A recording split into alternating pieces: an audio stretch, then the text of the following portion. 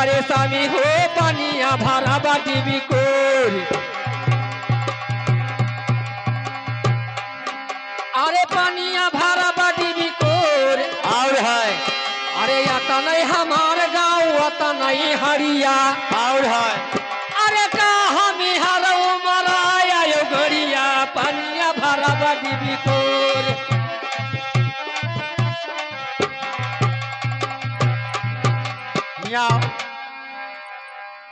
का सोचे हो तो अपने मन में हम हाँ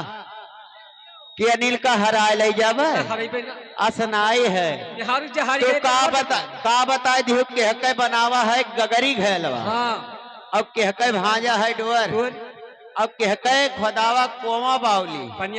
पनिया भरो डिबकोर तो सुनो है अरे सासू के बनावा है गगरी घैलवा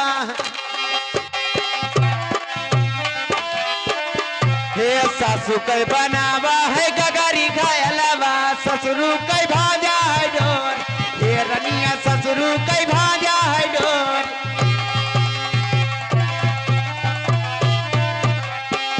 हे ससुरु के भाजा है डोर अरे समिया के हे समिया खोदावा कुआमा बाउली पनिया भरऊ दिबे कोर हे रनिया पनिया भरऊ दिबे कोर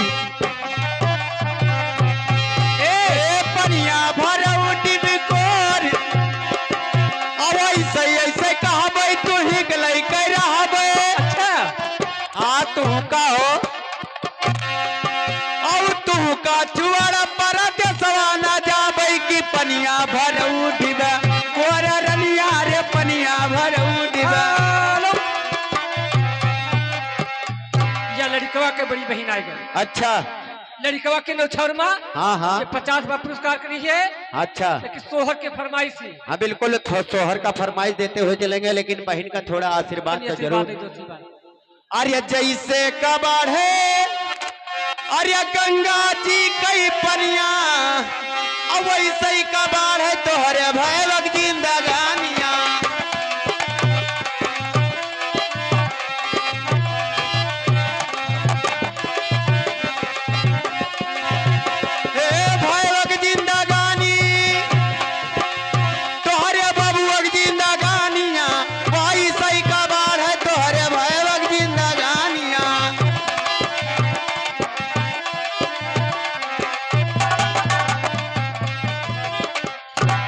वैसे कबाड़ है अरे भाई कई जिंदगनिया और जैसे ही कबाड़ है बहनी सरजू जी के पानिया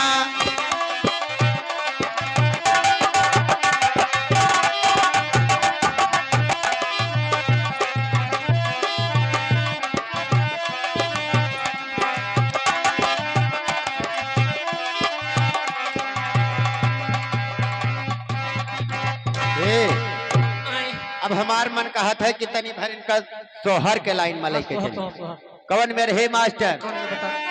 अरे रामा